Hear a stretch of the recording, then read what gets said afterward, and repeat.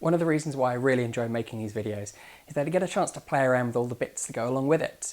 So the cameras, the lighting, the audio, video editing, all those bits I enjoy just as much as what I'm doing on camera. And so today I'm going to take a look at the lighting. One of the downsides of filming in the workshop is the slightly poor or inconsistent lighting. So what I'm going to do today is make a studio style light. I've got a pair of these fluorescent tubes, and so I've seen a type of lighting which consists of two of these kind of in a unit next to each other and a pair of barn doors on the side to kind of angle and reflect the light. And so I'm going to have a go knocking one of those up. So what I've got is a pair of these fluorescent tubes. They are about ½ metre long and they're 55 watts. I'm not 100% sure of the type of fitting this is, but it seems to be a pretty common thing to find at least. The bulbs themselves, they are a fairly kind of cool light, which I don't know how that will mix with the existing lighting in here, but I can always change out the bulbs if that doesn't work. To drive the bulbs, I've got a pair of these kind of ballast transformer units. They are incredibly lightweight, flimsy and cheap. It took a couple of weeks to come in from China, but for this kind of quick project I think they're going to be ideal. I've had a little play around with the sizing, and I think what I'm going to go for is the bulbs placed end to end like that with one fitting at either side. I think I'm going to go for approximately 20 centimetre spacing in here, so quite tight. And when you take into account the full length, that comes out to about kind of 60 to 70 centimetres in here. The doors on the sides, I'm just going to make them exactly the same length, same 20 centimetre width, just to keep it kind of nice and consistent.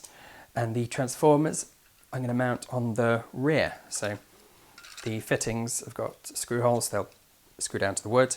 I put some holes into the board, run the wires around and screw this on the back.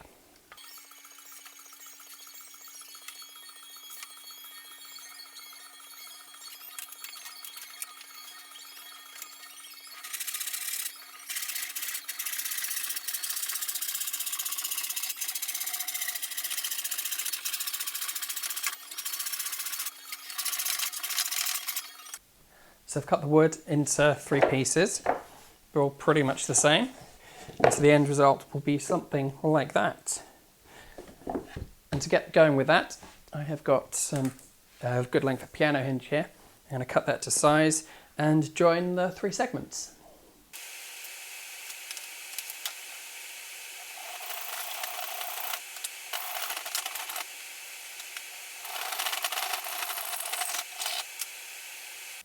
So I've tapped the piano hinges.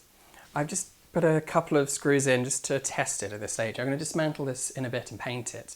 I just want to make sure everything's still kind of sized correctly and moves correctly. So far as this goes, I'm quite pleased. It certainly works. The bulbs I think will fit very kind of nicely in the middle there. And there's plenty of room for them to go around. There are a couple of things I will need to solve though.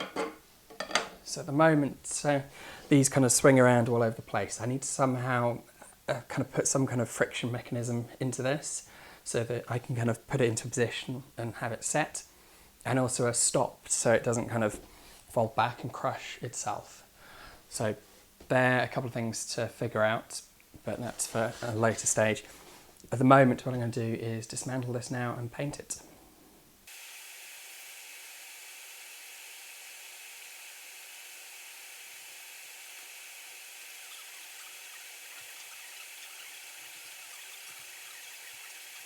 So the wood is now painted. I've given it 2 coats of paint so far, and it's looking all right. I'll probably need to touch up a few bits towards the end, but for now what I'm going to do is fit the lamp holders on. So get everything positioned, screw these down, drill the holes for the wires, and get that bit in place.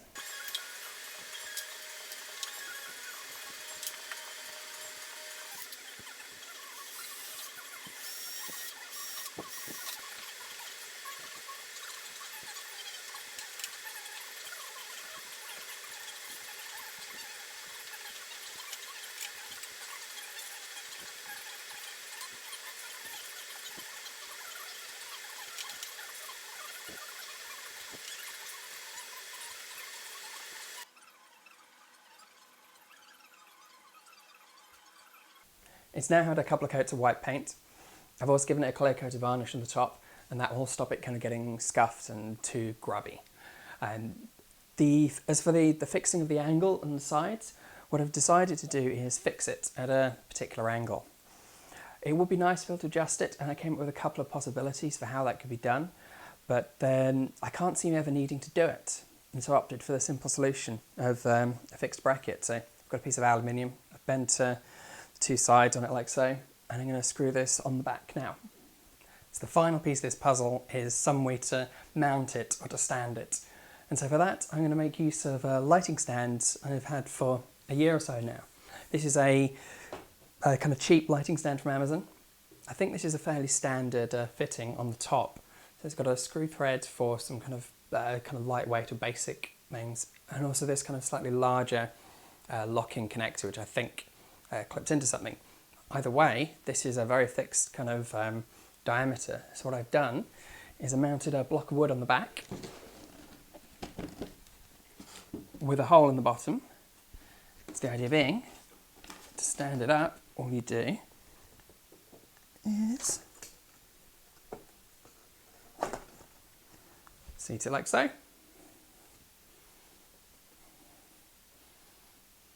So I'm really pleased with this project. It was quite a quick and simple one, but it's produced a really effective light to have in the workshop. And I think it would be really useful for just illuminating work surfaces as well as recording video. And so if I turn it on now, you can see the light produces it's so much nicer. It eliminates all the shadows. It's just a nice kind of clean illumination. And so there's a good chance I will pick this project up again at some point and have a go making another one, perhaps slightly more robust with adjustable sides.